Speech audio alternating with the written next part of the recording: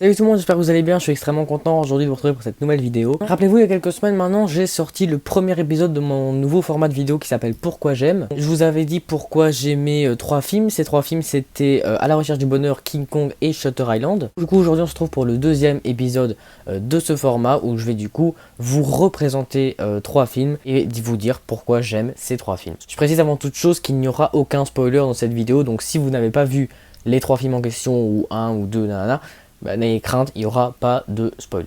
Les trois films que je vais vous présenter aujourd'hui sont La Plateforme, Shining et Bruce Tout-Puissant. Commençons donc avec le film La Plateforme qui est un film espagnol original Netflix qui est sorti le 20 mars 2020. On y suit les histoires, ou plutôt l'histoire de Goreng, je sais pas du tout comment ça se prononce, désolé, qui est incarcéré dans une tour prison contenant plusieurs dizaines d'étages avec un trou en son centre. On lui expliquera plus tard que ce trou sert à faire descendre une plateforme qui s'arrête quelques secondes à chaque étage pour nourrir les détenus. Le problème c'est que tous les mois les détenus doivent changer d'étage sans pouvoir le choisir et forcément plus leur étage est bas, moins ils auront de nourriture.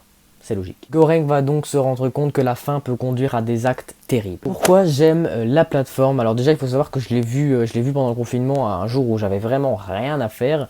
Je l'ai lancé parce qu'il n'était pas très long, il dure que 1h34 pour ceux qui veulent savoir, pour ceux qui n'ont pas vraiment le temps de regarder des films, 1h34 c'est pas très long, ça va. Et ne connaissant ni le casting ni le réalisateur qui me sont totalement inconnus encore aujourd'hui, je n'avais aucune attente sur ce film à part qu'il était original Netflix. J'ai donc été agréablement surpris, vous vous en doutez, je vais vous expliquer pourquoi. Parlons d'abord de l'ambiance dans laquelle le metteur en scène, dont j'ai pas du tout retenu le nom, nous met dans ce film. C'est fou, franchement, du début à la fin, j'étais mal à l'aise, mais vraiment, alors que je regardais un film. Et la manière dont c'est mis en scène, c'est fou, franchement, me faire ressentir du malaise alors que je regarde un film, en plus un film de 1h34, c'est quand même fort. Que ce soit grâce à la photographie très sombre de la prison, le silence pesant qui s'y trouve durant presque tout le film, même les différentes scènes plutôt hardcore, parce que oui, sans spoiler, c'est clairement un film d'épouvante, un film d'horreur. Même si le casting n'est pas forcément mémorable, d'ailleurs je me souviens de aucun nom, je l'ai trouvé très très bon. L'acteur principal de Goreng, franchement incroyable, enfin incroyable, j'exagère peut-être, mais franchement très très bon. Et l'acteur de Trimagasi, je pense que le personnage s'appelle comme ça, l'acteur de Trimagasi, il est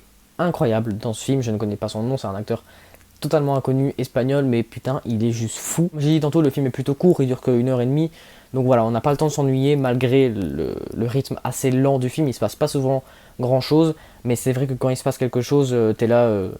Ah oui d'accord. Pas trouvé beaucoup de défauts à ce film, si ce n'est son scénario qui est quand même assez simpliste. Bref, j'en ai terminé avec La Plateforme, n'hésitez pas à me mettre dans les commentaires si vous avez vu ce film et si vous l'aimez. On poursuit la vidéo avec un deuxième film, c'est le film Shining. Shining, je pense que vous connaissez très bien ce film, c'est un des films les plus connus, les plus cultes de tous les temps. Shining est un film d'horreur américain sorti le 6 novembre 1980, donc il y a maintenant plus de 40 ans, enfin presque 40 ans, réalisé par l'immense Stanley Kubrick, à qui l'on doit notamment 2001, l'Odyssée de l'espace. Shining raconte l'histoire de Jack Torrance, un écrivain qui est engagé comme gardien dans un hôtel isolé durant tout l'hiver. Alors que Jack n'arrive pas à trouver l'inspiration pour poursuivre l'écriture de son roman, son fils Danny se met à avoir des visions un peu terrifiantes. Jack va alors découvrir petit à petit les terribles secrets de l'hôtel et il va même carrément basculer dans une sorte de folie meurtrière où il va même s'en prendre à sa propre famille. Évidemment à la base ce n'est pas un film, Shining c'est un livre écrit par Stephen King, donc depuis tantôt je dis film, mais voilà, vous comprenez ce que je veux dire, je parle de l'adaptation.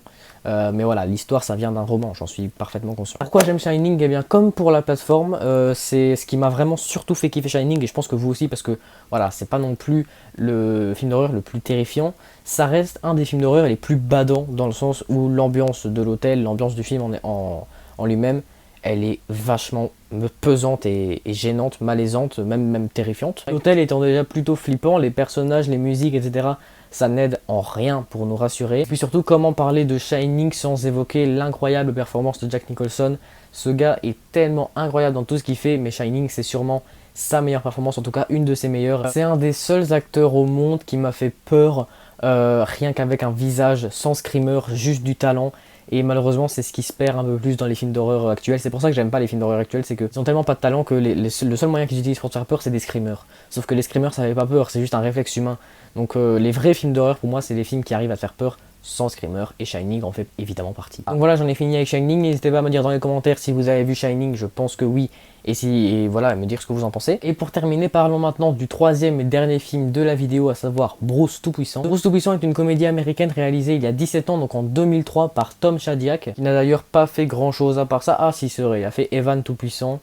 Non. Un reporter nommé Bruce Nolan est bizarrement toujours de mauvaise humeur alors que sa vie n'en vaut absolument pas la peine, il a une belle vie. Et lorsqu'il passe la pire journée de sa vie, à savoir se faire virer de son travail et il me semble se faire larguer par sa copine, je me souviens plus trop, eh bien il va s'en prendre directement à Dieu en personne, qui décide donc de prendre forme humaine et de descendre sur Terre. Il met donc au défi Bruce de faire mieux que lui en lui léguant ses pouvoirs et ce pendant une semaine. Seulement si Bruce échoue, il entraînera avec lui l'apocalypse. Pourquoi j'aime Bruce Tout-Puissant? Eh bien c'est très simple, déjà pour commencer, le concept du film, le scénario, je le trouve méga original et méga drôle. Franchement le concept il est génial, on va pas se mentir. Le fait de faire descendre Dieu sur Terre pour directement s'en prendre à un con, en plus interprété par Jim Carrey. L'histoire en soi elle est géniale, le fait qu'il lui lègue ses pouvoirs et que Bruce s'amuse un petit peu avec, ce qui donne les meilleures scènes du film, les scènes les plus drôles. Le casting est au top, Morgan Freeman dans la peau de Dieu, c'est un merveilleux choix, franchement c'est le meilleur choix possible. Jim Carrey pareil, c'est